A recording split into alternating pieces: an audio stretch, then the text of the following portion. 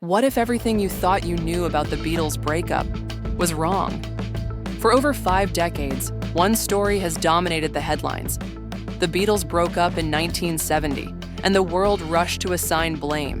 People pointed fingers at fame, at egos, at money. But one name has carried the heaviest burden of all: Yoko Ono. She's been cast as the villain, the intruder, the woman who broke up the greatest band in music history. But now, at 82, Paul McCartney is setting the record straight.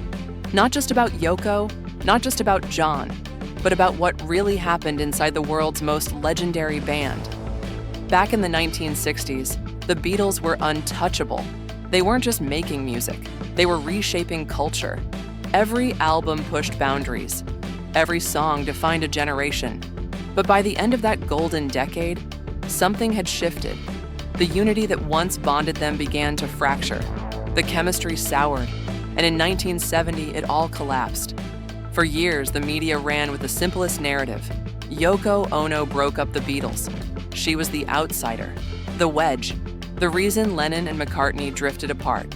And yes, Paul resented her. He's admitted that. He remembered the White Album sessions when Yoko was constantly by John's side in the studio, a space that until then had been sacred to the four of them. McCartney called it interference, a disruption to their creative flow. Tension hung in the air, but no one said a word. They just kept playing. But here's the twist.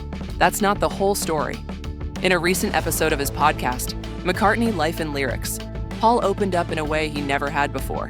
His tone wasn't defensive, it was reflective. His message? Surprising, honest, and long overdue. Was it awkward? Sure. But if John wanted her there, she had every right to be. He loved her. Who were we to say no?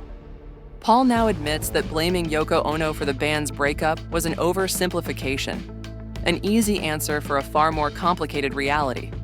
In truth, the cracks had started forming long before she arrived. By the late 1960s, each Beatle had evolved into a creative force of his own. Lennon, heavily influenced by Yoko, leaned into experimental, avant-garde projects. McCartney favored structure, melody, and classic songwriting forms. George Harrison was writing some of the best music of his life, but felt overlooked, constantly outshined by the Lennon-McCartney juggernaut. Ringo Starr, caught in the middle, was often just trying to hold the rhythm and the peace. Their touring days were over. Studio sessions turned tense. Brian Epstein, their manager, mentor, and emotional anchor, had died. And with him, so did the glue that held the group together. Paul clashed bitterly with their new manager, Alan Klein, even taking legal action to protect the band's finances. Meanwhile, John Lennon made his decision quietly, but definitively, he was done. But when the press came calling, it wasn't John who took the blame, it was Paul.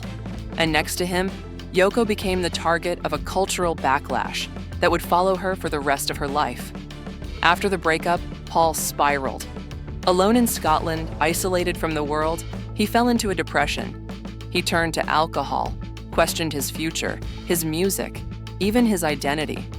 It wasn't until Linda, his wife, encouraged him to start creating again that he found a way forward. From that pain came wings, a new legacy, and eventually, peace. In later interviews, Paul admitted something deeply personal, that his anger at Yoko wasn't really about her.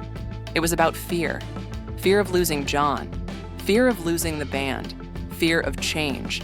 Now, with time and clarity, he sees it differently. Yoko wasn't the villain. She was John's partner. They were a force, a team. And with that, he put an end to one of music's longest-standing myths. So, what did break up the Beatles? Was it Yoko? Was it Lennon's ambition? McCartney's perfectionism? Harrison's frustration? The unbearable weight of fame? The answer, all of it. They didn't fall apart because of one person. They drifted apart because they had outgrown each other.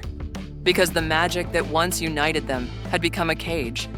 Because, like all great stories, this one had to end. But what do you think? Did Yoko Ono deserve decades of hate? Was McCartney unfairly blamed? And what might have happened if the Beatles had found a way to stay together? Your take could be the missing piece in this legendary story. So leave a comment, let's talk, let's unwrite the myth. And if this gave you a new perspective on the history of music, don't forget to like, subscribe, and hit the notification bell. Because the truth behind legends is always more fascinating than the myth.